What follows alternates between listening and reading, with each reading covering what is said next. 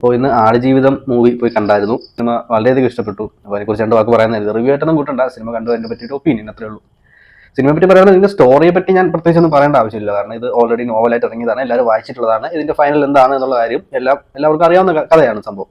അപ്പോൾ അതിനെപ്പറ്റി പ്രത്യേകിച്ചായിട്ട് നമുക്കൊന്നും പറയേണ്ടതായിട്ടില്ല. അപ്പോൾ വേറെ നമുക്ക് പറയാനുള്ളത്, സിനിമയിലെ ഏറ്റവും പറയേണ്ട കാര്യം നമ്മുടെ രാജുവേട്ടൻ. എൻ്റെ പൊന്നെ, ഒരു രക്ഷയില്ലാത്ത അഭിനയം. ഉള്ളിൽ നിന്ന് ഇത്രയും ഒരു കഴിവുള്ളൊരു നടനായിരുന്നു എന്നുള്ളത് ഇപ്പോഴാണ് മനസ്സിലായത്. കാരണം പറയാൻ വാക്കുകൾ കിട്ടുന്നില്ല. കിട്ടില്ലോ എന്ന് വെച്ചാൽ അങ്ങേയറ്റം. നമുക്ക് ആ ഒരു പുള്ളിയുടെ ട്രാൻസ്ഫോർമേഷൻ, അതിന് വേണ്ടിയിട്ട് എടുത്തുള്ള എഫർട്ട്, അത് നമുക്ക് ഊഹിക്കാവുന്നതിനപ്പുറമാണ്. ഭയങ്കര രീതിയിൽ പുള്ളി കഷ്ടപ്പെട്ടിട്ടുണ്ട്. പിന്നെ പുള്ളിയുടെ ആ ഒരു വോയിസ് മോഡുലേഷനും കാര്യങ്ങളൊക്കെ, അതായത് അവിടെ അകപ്പെട്ടതിന് ശേഷം ഉണ്ടാവുന്ന ആ ഒരു അതായിട്ട് തടി മുടിയൊക്കെ വളർന്ന ആ ഒരു രൂപത്തിലേക്ക് മാറിയതിന് ശേഷം ഉണ്ടാകുന്ന ഒരു വോയിസ് മോഡുലേഷനൊക്കെ, ആ ഒരു വോയിസ് വരുന്ന ആ ഒരു ട്രാൻസിഷൻ ചേഞ്ചൊക്കെ എന്തൊരു പെർഫെക്റ്റ് ആയിട്ട് ചെയ്തിരിക്കുന്നത് അറിയാം. അത് യാതൊരു തരത്തിലും നമുക്ക് ആർട്ടിഫിഷ്യാലിറ്റി തോന്നാത്ത തരത്തിൽ അത്രയും ഒറിജിനാലിറ്റിയോടുകൂടി പുള്ളി ചെയ്ത് വെച്ചിട്ടുണ്ട്. മൊത്തത്തിൽ നമുക്ക് അടിപൊളി ഒരു പടമാണെന്ന് പറയാം. ഇപ്പോൾ ഒരു ഇന്റർനാഷണൽ ലെവലിലൊക്കെ നമുക്ക് എടുത്ത് കാണിക്കാൻ പറ്റിയൊരു പടം. അതായത് നമ്മുടെ ഇപ്പോൾ ഒരു ഇന്റർനാഷണൽ ലെവലിൽ നമുക്ക് നമ്മുടെ മലയാളം പടം എന്ന് പറഞ്ഞെടുത്ത് കാണിക്കാനായിട്ട് അഭിമാനത്തോടെ എടുത്ത് കാണിക്കാൻ പറ്റുന്ന രീതിയിലുള്ളൊരു പടമാണ് എടുത്ത് വെച്ചിരിക്കുന്നത്. ഈ രാജുവേട്ടനെ പോലെ തന്നെ അത്രയും ഒരു എഫർട്ട് ഇട്ടിട്ടുള്ള മറ്റൊരാളാണ് ഈ ഹക്കീമായിട്ട് അഭിനയിച്ചിട്ടുള്ള ഗോകുൽ എന്ന് പറയുന്ന ഒരു പുള്ളിക്കാരനും. അദ്ദേഹവും വളരെയധികം എഫർട്ട് ഇട്ടിട്ടുണ്ട് അതിനകത്ത്. അദ്ദേഹത്തിന്റെ ആ ഒരു അതിനെപ്പറ്റി അധികം ആരും ഇങ്ങനെ പറഞ്ഞു കാണുന്നില്ല. റിവ്യൂ പറയുമ്പോഴൊക്കെ ആരും അതിനെക്കുറിച്ച് അങ്ങനെ അധികം പറയുന്നില്ല. പുള്ളിയും ഒരുപാട് എഫർട്ട് കൊടുത്തിട്ടുണ്ട്. പുള്ളിയും അതുപോലെ ബോഡി ട്രാൻസിഷൻസ് ചെയ്തിട്ടുണ്ട്. ഒരുപാട് വ്യത്യാസങ്ങൾ വന്നിട്ടുണ്ട്. ഒരുപാട് എഫർട്ട് കൊടുത്തിട്ടുണ്ട്. പുള്ളിയുടെ ഒരു ആക്ടിങ് കാര്യങ്ങളൊക്കെ പറഞ്ഞറിയിക്കാൻ പറ്റാത്ത വിധത്തിൽ പെർഫെക്റ്റ് ആയിട്ട് ചെയ്തു വെച്ചു. മറ്റേ ആരെക്കാളും മികച്ച രീതിയിൽ പെർഫെക്റ്റ് ആയിട്ട് പുള്ളി അത് ചെയ്തു വെച്ചിട്ടുണ്ട്. പ്രത്യേകിച്ച് ആ മണലിൽ കിടന്നിട്ടുള്ള മണൽ വാരി തിന്നുന്ന ആ സീനും ആ മരിക്കപ്പെടുന്ന ആ ഒരു സീനൊക്കെ ഒന്നും പറയാതിരിക്കാൻ വയ്യ. അടിപൊളി ആയിട്ട് ചെയ്തു വെച്ചിട്ടുണ്ട്. ഇത് കണ്ടിട്ട് കരയാതെ ഇറങ്ങി വരാൻ പറ്റത്തില്ല. കണ്ണ് നിറഞ്ഞു പോകും, ഉറപ്പാണ്. ഇത് കണ്ടു കഴിഞ്ഞാൽ ഓരോ സീനും കണ്ടു കഴിഞ്ഞാൽ കണ്ണ് നിറഞ്ഞു പോകും. രക്ഷപ്പെട്ട് വന്നിട്ട് ആ ഫോൺ ചെയ്ത് സംസാരിക്കുന്ന ആ സീൻ, പിന്നെ ആ ഒരു എൻ്റെ കണ്ണാടിയിൽ നോക്കിയിട്ട്, വണ്ടി കൊണ്ടുവന്നിട്ട് കണ്ണാടിയിൽ നോക്കിയിട്ട് ഈ രൂപം മാറിപ്പോയി. ഇപ്പോൾ ആ ഒരു ഞെട്ടലോട് കൂടിയുള്ള ആ നോട്ടമൊക്കെ അയ്യോ പറഞ്ഞറിയിക്കാൻ വയ്യ. അതുപോലെ ഓരോ മൈന്യൂട്ടായിട്ടുള്ള സീനുകളിലും അത് ചെയ്ത് വെച്ചിരിക്കുന്നത് വളരെ മികച്ച രീതിയിൽ ചെയ്തു വെച്ചിട്ടുണ്ട്. VFX പറ്റി പറയുകയാണെന്നുണ്ടെങ്കിൽ അന്യായ രീതിയിലുള്ള VFX കാര്യങ്ങളും ചെയ്ത് വെച്ചേക്കുന്നത് ഒരു കുറ്റം പറയാൻ പറ്റില്ല. പിന്നെ ഇത് ആ കഴുകൻ്റെ ആ ഒരു സീനൊക്കെ VFX ആണെന്നുള്ള കാര്യം തന്നെ ഇന്നലെ ഷാസാം പറഞ്ഞപ്പോഴാണ് അത് VFX ആണെന്ന് തന്നെ മനസ്സിലായത്. ഞാൻ വിചാരിച്ചത് സത്യം പറഞ്ഞാൽ അത് ഒറിജിനൽ ഇതാണെന്നാണ് ചിന്തിച്ചിരുന്നത്. VFX ആ ഒരു സീൻ കണ്ടു, പക്ഷെ അത് VFX ആണ് ചെയ്തേക്കുന്നത് എന്നുള്ള ചിന്ത അന്നേരം കണ്ടപ്പോഴത്തേക്ക് എനിക്ക് പോയില്ല. ഇപ്പോൾ ഒരു തവണ കൂടി ആ ഒരു മൂവി കണ്ടു കഴിഞ്ഞാൽ അത് VFX ആണെന്ന് തോന്നുമായിരിക്കും. ഫസ്റ്റ് നോട്ടത്തിൽ എനിക്കൊന്നും VFX ആണെന്ന് കണ്ടിട്ട് എനിക്ക് മനസ്സിലായില്ല.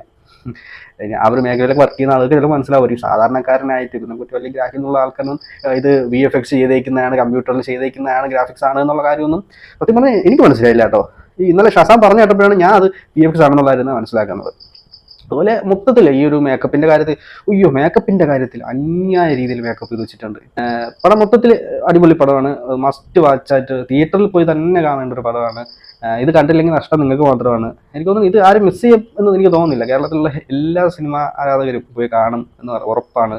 തിയേറ്ററിൽ പോയി കണ്ടില്ല എന്നുണ്ടെങ്കിൽ ഭയങ്കര നഷ്ടവും, ഒരു തീരാ നഷ്ടവും തന്നെ പറയാൻ പറ്റും. അത്രയും കിടില ഒരു രീതി. തിയേറ്ററിൽ പോയി തന്നെ കാണാം. അതിൻ്റെ പിന്നെ ഈ ഒരു BGM, ആ ഒരു ബാക്ക്ഗ്രൗണ്ട് സൗണ്ട് എഫക്റ്റും ഇതൊക്കെ നമുക്ക് കറക്റ്റായിട്ട് ആസ്വദിക്കണം. നമുക്ക് തിയേറ്ററിൽ തന്നെ ഇരുന്നത് കാണുക, പോയി കണ്ടു നോക്കുക. എല്ലാവരും പോയി കാണുക. നല്ല പടമാണ്. ഞാൻ ഒരു 7 കൊല്ലമായി തിയേറ്ററിൽ പോയി സിനിമ കണ്ടിട്ട്. ഇപ്പോൾ ഇത്രയും വർഷം കാത്തിരുന്ന് കണ്ട ഒരു പടം വളരെ മികച്ച രീതിയിലാണ് വന്നിരിക്കുന്നത്. പിന്നെ വേറൊരു കാര്യം, ഈ നോവൽ ഇതുവരെ വായിക്കാത്ത ആൾക്കാരാണെങ്കിൽ പടം കാണുന്നതിന് മുമ്പായിട്ട് ഇനിയിപ്പോൾ പോയി നോവൽ വായിക്കാൻ നിൽക്കരുത്. കാരണം നോവൽ വായിച്ചു കഴിഞ്ഞാൽ പിന്നീട് നമുക്ക് ഈ പടം കാണുമ്പോഴത്തേക്കും അതിനകത്ത് കുറേയധികം മിസ്സിങ്ങുകൾ തോന്നും. എന്ന് വെച്ചാൽ നോവലിനകത്ത് വളരെ ഡീറ്റെയിലിംഗ് ആയിട്ട് ബെന്യാമിൻ സാർ എഴുതി വെച്ചിട്ടുണ്ട്. ഓരോ മൈന്യൂട്ടായിട്ടുള്ള കാര്യങ്ങൾ എഴുതി വെച്ചിട്ടുണ്ട്. നമ്മൾ ആ മസറയിൽ ജീവിക്കുന്ന ആ ഒരു അനുഭൂതി ആണ് നമുക്കത് നോവൽ വായിക്കുമ്പോൾ, ആ ജീവിത നോവൽ വായിക്കുമ്പോൾ നമുക്ക് കിട്ടുന്നത്. ആ ഒരു ഫീൽ എന്തായാലും ഒരു സിനിമയിൽ നമുക്ക് കിട്ടത്തില്ല. കാരണം നമുക്ക് ആ നോവൽ വായിക്കുമ്പോൾ കിട്ടുന്ന ആ ഒരു ഡെപ്ത് ഒരിക്കലും ഒരു സിനിമയിൽ കൊണ്ടുവരാനായിട്ട് കഴിയത്തില്ല എന്നുള്ള കാര്യം നമ്മൾ അംഗീകരിച്ച് കിട്ടും. അപ്പോൾ അതുകൊണ്ട് തന്നെ നോവൽ വായിച്ചിട്ടുള്ള ആൾക്കാർക്ക് പലപ്പോഴും ഇത് അങ്ങോട്ട് ദഹിക്കില്ല എന്ന് തോന്നുന്നു. കാരണം ഇപ്പോൾ സിനിമയ്ക്ക് സമയപരിമിതി കൊണ്ട് നോവലിനകത്ത് കാണിച്ചിരിക്കുന്ന എല്ലാ ഡീറ്റെയിലിങ്സും ഇവിടേക്ക് കൊണ്ടുവന്ന് കാണിക്കുക എന്ന് പറയുന്നത് നടക്കുന്ന കാര്യമല്ല എന്ന് നമുക്കറിയാം. വളരെ പ്രധാനപ്പെട്ട കാര്യങ്ങൾക്ക് മാത്രമേ ഉൾക്കൊള്ളിക്കാൻ സാധിച്ചിട്ടുള്ളൂ. ഉൾക്കൊള്ളിച്ചിട്ടുള്ള കാര്യങ്ങളൊക്കെ അന്യായ രീതിയിൽ ചെയ്ത് വെച്ചിട്ടുണ്ട്. ഇപ്പോൾ നോവൽ വായിക്കാത്തവരാണെങ്കിൽ ഇപ്പോൾ തൽക്കാലം നോവൽ വായിക്കാൻ നിൽക്കേണ്ട, നേരെ പോയി പടം കണ്ടിട്ട് പിന്നെ നോവൽ വായിക്കുന്നതായിരിക്കും നല്ലത്. അല്ല നോവൽ ഇപ്പോൾ ആദ്യം പോയി വായിച്ചു കഴിഞ്ഞാൽ നിങ്ങൾക്ക് അത്ര അങ്ങോട്ട് ആ ഒരു പടം കറക്റ്റായിട്ട് ആസ്വദിക്കാൻ ചിലപ്പോൾ സാധിച്ചു തരത്തില്ല. കാരണം നോവൽ വായിക്കാത്ത ഒരാൾ ഈ പടം കാണുമ്പോഴത്തേക്ക് കിട്ടുന്നൊരു ഫീലും വായിച്ച ഒരാൾ പടം കാണുമ്പോൾ കിട്ടുന്നൊരു ഫീലും രണ്ടും രണ്ടായിരിക്കും. കാരണം നോവലിനകത്ത് കാണിച്ചിരിക്കുന്ന അത്രയും ഡീറ്റെയിലിങ്സുകൾ പലപ്പോഴും നമുക്ക് സിനിമയിൽ ഇല്ല എന്നൊരു തോന്നൽ ഉണ്ടാവാനിടയുണ്ട്.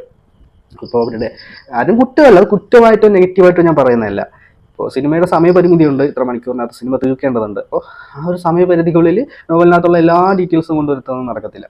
പിന്നെ എനിക്ക് തോന്നിയതെന്ന് വെച്ചാൽ ആ മസറയ്ക്കകത്തുള്ള സീനുകളൊക്കെ കുറച്ചുകൂടിയൊക്കെ ഒന്ന്, അത് വളരെ ഫാസ്റ്റായിട്ടെല്ലാം കഴിഞ്ഞു പോയതുപോലെ ഒരു ഫീൽ തോന്നി. കുറച്ചുകൂടിയൊക്കെ ഒന്ന് ഇതാക്കാമായിരുന്നു. ബാക്കി ആ ഒരു അവരുടെ നാട്ടിലുള്ള ഒരു റൊമാൻറ്റിക് സീനുകളും മറ്റൊക്കെ കുറച്ചൊന്ന് കുറച്ചിട്ട് ആ ഭാഗത്തുകൂടി നമുക്ക് ഈ ഇത്തരത്തിലുള്ള ഈ മസറയ്ക്കകത്തുള്ള കുറച്ചുകൂടി അവരുടെ കാര്യങ്ങളോട് ഉൾപ്പെടുത്തിയിരുന്നെങ്കിൽ നന്നായിരുന്നു തോന്നി. അത് എൻ്റെ ഒരു ഒപ്പീനിയൻ മാത്രമാണ്.